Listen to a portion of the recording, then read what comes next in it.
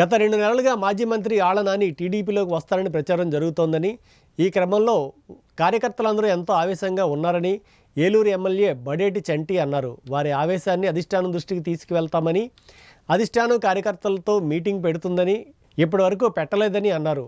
అసంతృప్తిలో ఉన్న కార్యకర్తలకు సమాధానం చెప్పాల్సిన బాధ్యత నాకు ఉంది అన్నారు. కార్యకర్తలు అయిష్టంగా ఉన్న అధిష్టానం సూచన మేరకు ఆయన జాయినింగ్ని ఒప్పుకుంటున్నామన్నారు. రాబోయే రోజుల్లో అందరూ కలిసిమెలిసి ఉండాలని అధిష్టానం నిర్ణయం మేరకు వారు ఏ నిర్ణయం తీసుకున్నా అది శిరోధార్యమని అన్నారు.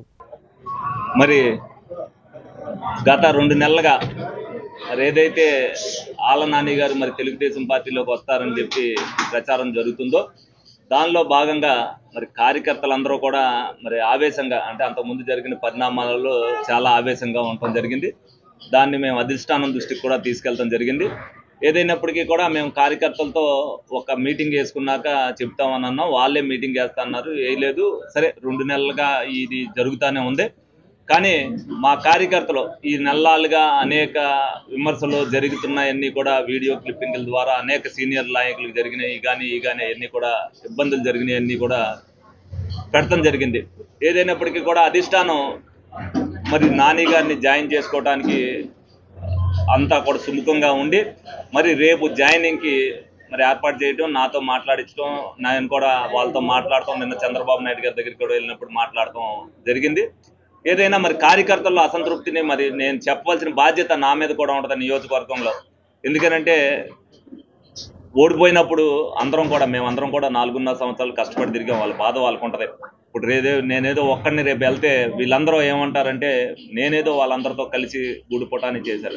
ఆ భావం వాళ్ళలో ఉండకూడదు. అలాగే తెలుగుదేశం పార్టీలో క్రమశిక్షణ ఉంది.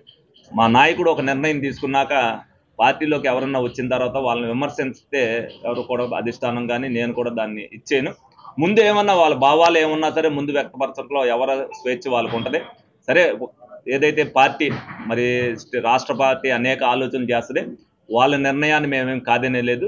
చంద్రబాబు నాయుడు గారు కానీ లోకేష్ గారు కానీ చెప్పిన పిదప మరి అందరం కూడా నేను వీళ్ళందరినీ కూడా ఒప్పించడం జరిగింది. అయిష్టంగానే కొంతమంది, చాలామంది అయిష్టంగా ఉన్నప్పటికీ కూడా ముందు ఒకటికి ఒకటి సర్దుకునే పరిస్థితి ఉంటుంది. మరి ఆయన ఎందుకు తెలుగుదేశం పార్టీలోకి వస్తున్నారు అనేది ఆయన రేపు వివరణ ఇస్తారు. ఎందుకంటే జగన్మోహన్ రెడ్డి గారు చేసిన పరిపాలన అవ్వచ్చు, లేకపోతే అక్కడ ప్రజలకి మనం చేసిన ఇబ్బందుల వల్ల అవ్వచ్చు, మనం అనవసరంగా ప్రజల్లో చులకనయ్యాం, అందుకనే మనం ఇంత దీంతో ఓడిపోయాం అనే ఫీలింగ్ అయినా ఉండొచ్చు. మరి 30 సంవత్సరాల రాజకీయాల్లో ఉండి మరి మనం ఇలా ఉండకూడదని ఏమనుకున్నారు. మొత్తానికి తెలుగుదేశం పార్టీలోకి రావడానికి అంగీకరించుకుని రావడానికి అది సుపరిణామమే. మేము కూడా వెల్కమ్మే చెప్పాం. రేపు రాబోయే రోజుల్లో ఏ ఇబ్బంది లేకుండా ఏలూరు నియోజకవర్గంలో మరి అందరం కూడా కలిసిమెలిసి ఉండాలి కాబట్టి కార్యకర్తలందరికీ కూడా చెప్పడం జరిగింది. కోపతాపాలు ఎల్లప్పుడూ ఉండవు. అందరూ కలిసి అధిష్టాన నిర్ణయాన్ని నేనే కాదు ప్రతి ఒక్కరు కూడా శిరసా వహించాలి. కాబట్టి ఈ నిర్ణయాన్ని అందరికీ కూడా ఈ రోజున మీటింగ్ చేసి అందరికీ కూడా మీడియా ద్వారా మీ అందరికీ కూడా రేపు చంద్రబాబు నాయుడు గారి సమక్షంలో ఉదయం 11 గంటల లోపు ఆ జాయినింగ్ జరుగుద్ది. అది మీ అందరికీ కూడా తెలియపరచాలనే ఉద్దేశంతో మీ అందరికీ కూడా తెలియపరచడం జరుగుతుంది.